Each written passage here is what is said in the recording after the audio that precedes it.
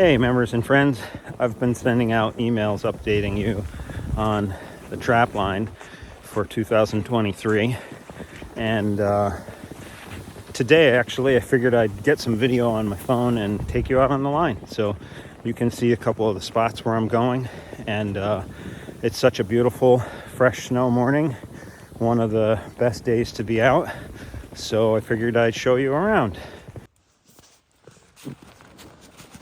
Hey members and friends, Trapper Dan here. It's a snowy morning on the Trapline, and I'm just showing you here how thick the forest is here in Tivoli Bays. This is what it typically was like about, I want to say 7 years ago. The beavers came in and put a dam in on the little stream here and just changed the landscape incredibly. So I'll give you a look. Well, here's the beaver pond, and you can see up the banks the beavers have really taken down most of the trees around here. It's incredible. They take down some pretty big stuff, and right down in here is where I have a castor mound set, and then I have one only maybe like 50 feet down that way, and right down in there. And I came in one morning and had a beaver in each of these.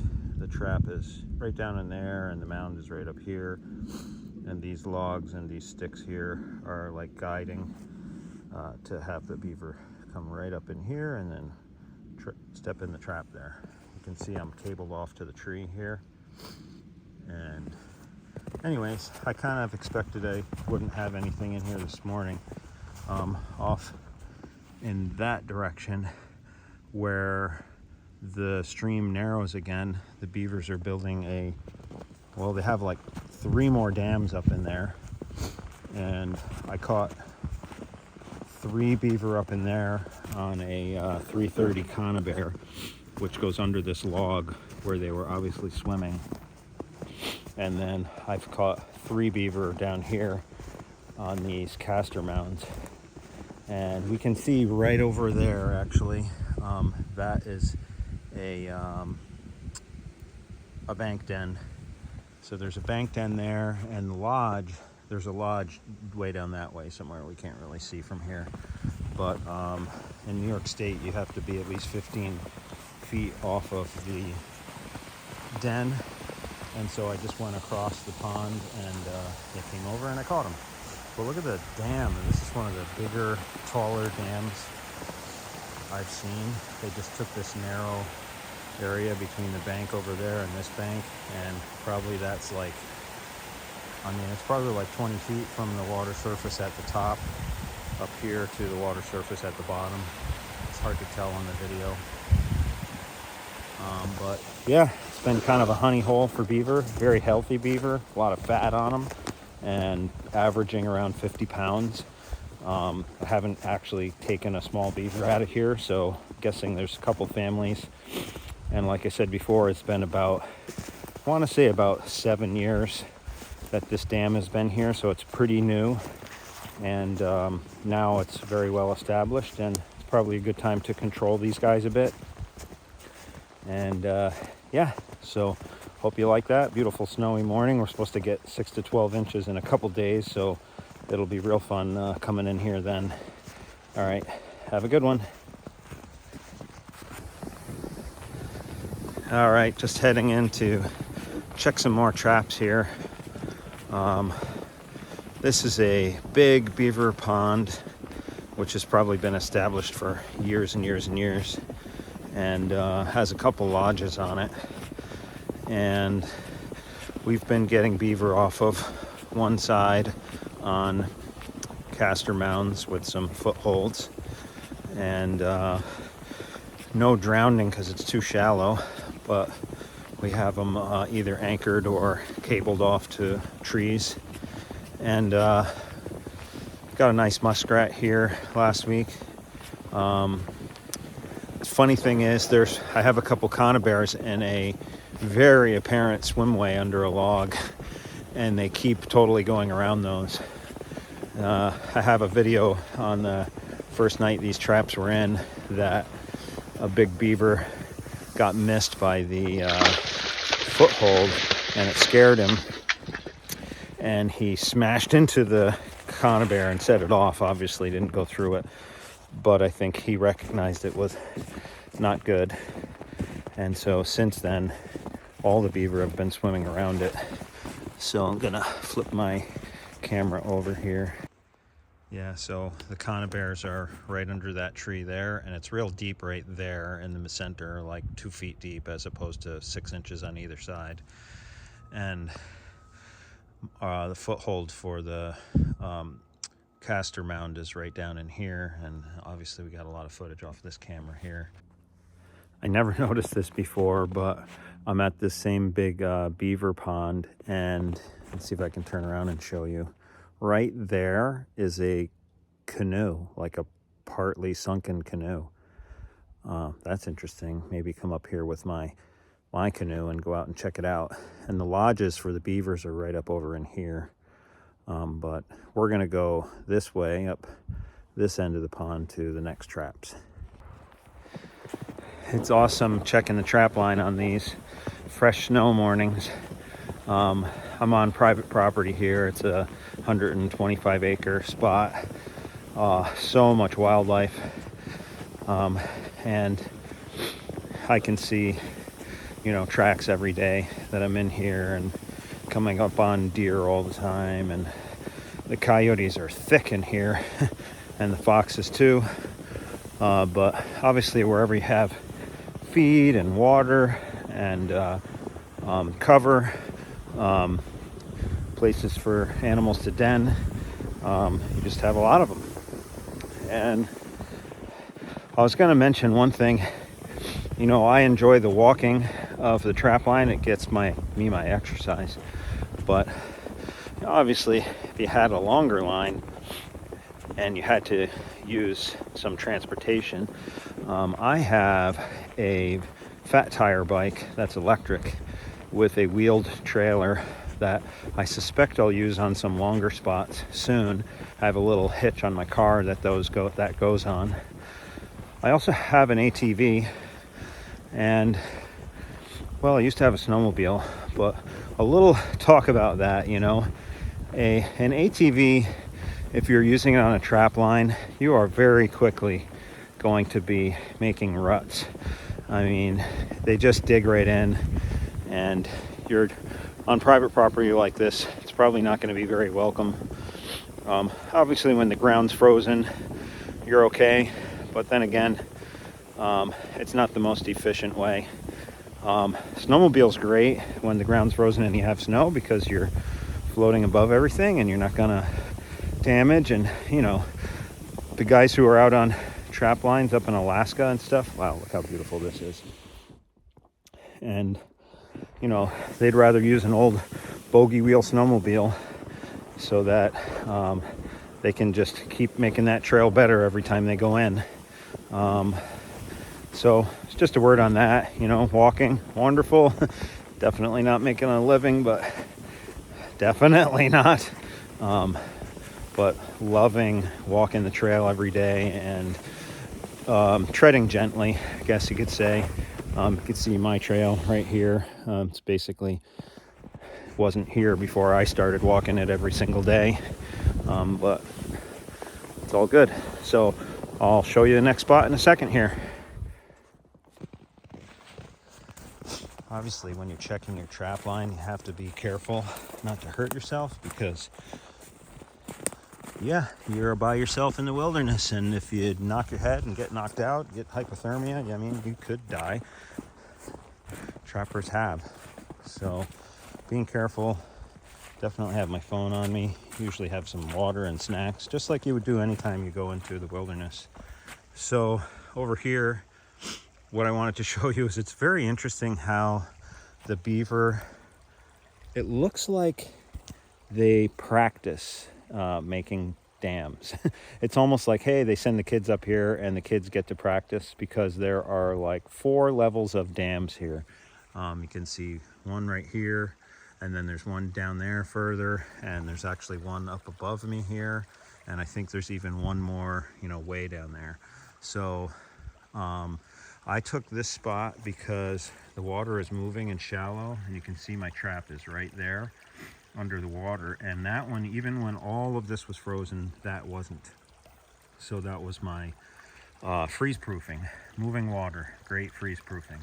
And my caster mound is right up in here, and you can see I'm anchored off to this partly eaten tree here, and we've seen a lot of footage because my trail camera's right here on this tree, and the other end of the cable is anchored to that tree out there because this is not deep enough to drown anything except maybe a muskrat.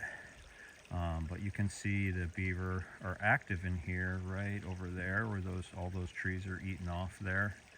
And yeah, got a big beaver here this week, and it's the small beaver dam training area. At least I think that's what it is. All right, so next we're gonna go into this property a little deeper, and I have another trap set on another dam, but there has not been any activity there. I kind of knew because I checked it, and there was no beaver eating anything there. There was nothing fresh, right? But sometimes you just do it for the landowner, because I am trapping this property for beaver control, and the landowner really wants me to trap that pond. He said they're messing with my property in that area, and I know they're in there. Unfortunately, I know they're not in there. So we'll be real surprised if we have something this morning, but I enjoy checking the trap anyways, and I'll give you a look at it. It's a fun check.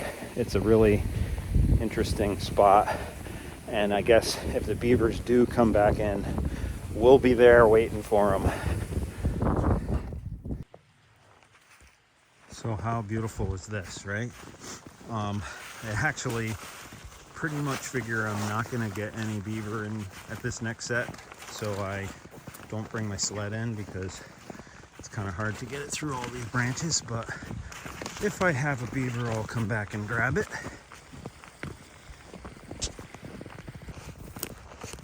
Yeah, believe it or not, we have to go through here, so I'm gonna get some snow down the neck.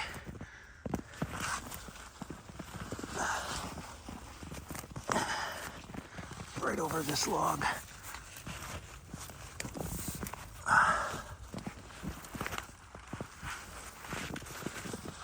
And I'm gonna just knock the snow off these things and come through here. So this is what I wanted to show you. It's so cool. It's kind of a enchanted little pond behind all this brush. And you can see my path coming in every day. There's my trap. And my caster mound is right here with a stick. And the dam is right down there. It's very narrow here, very narrow this way, but it's very deep. And you can see actually down there in the water is my jug filled with gravel as my drowning set. And I'll tell you right now, that's not heavy enough to keep the beaver drowned. He would just drag it right up and sit on the bank here. Well, that's okay. I should put a second jug on that when I come back. But we have a camera right over here on the tree watching this spot, and there is no activity in this pond. But I still enjoy coming in to check it. It's like a little enchanted pond surrounded by trees here. There's no easy way into it. Be a great place to sort of just camp out for the night, really.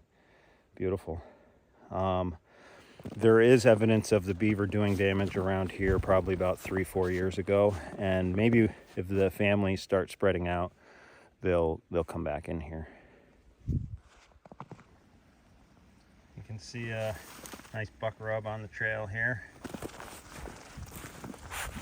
Not seeing a lot of tracks this morning because it really just stopped snowing, and I think everything is sort of hunkered down right now. Saw a little bit of coyote tracks crossing the trail back a ways, but otherwise it's just a couple bunny hops. This is more like a community trap line. Here in the Hudson Valley, we have some incredible wilderness, but generally it's in 50 to 200 to 300 acre pieces, and there's homes in between. So what I've done is gotten landowner permission, and I have a few different stops. And I think so far I've rotated between 3 or 4 of them, and some are state land like Tivoli Bays, and then others are private property. But still, it's a trap line that every once in a while you have to get in your car and drive to the next spot. That's super typical of New York State trappers. We're not going to be able to be like Wyoming and just take the ATV and head out into the 1,000-acre wilderness. But what's really cool is the same game is around. So we still have tons of coyote and every other critter, every other fur bearer of the 14 in New York State is here, except for marten. There's, as far as I know, there's no marten here, but there are fisher and all the other fur bearers. Thanks for coming out on the line with me today. I'll show you these spots, and you know, I am no pro at all, but I really like sharing it, and if it helps you at all, great. And I'm learning from my mistakes for sure. Big shout out to John Labotsky, who was my first ever trapping teacher. He's 97 years old right now. Did a lot of trapping back in the 40s. And he was even telling me this week on the phone how he's looking at the Trappers Post news, and they're talking about this new great idea about trapping fox with some chafing bedding with little pieces of cheese in there. And John's been telling me about that for like 5-6 years. That's a set he always talks about. So it's not new. It's just coming back around. But yeah, big shout out to John. Thank you. Here we go. Here's some tracks. Like these actually were not here on my way in. Didn't turn my camera around, but those are actually fox traps, and he's walking around me out here. So probably was just over in the brush as I passed by and waited for me and jumped across the trail. It's awesome being out here with all of nature. Bye-bye.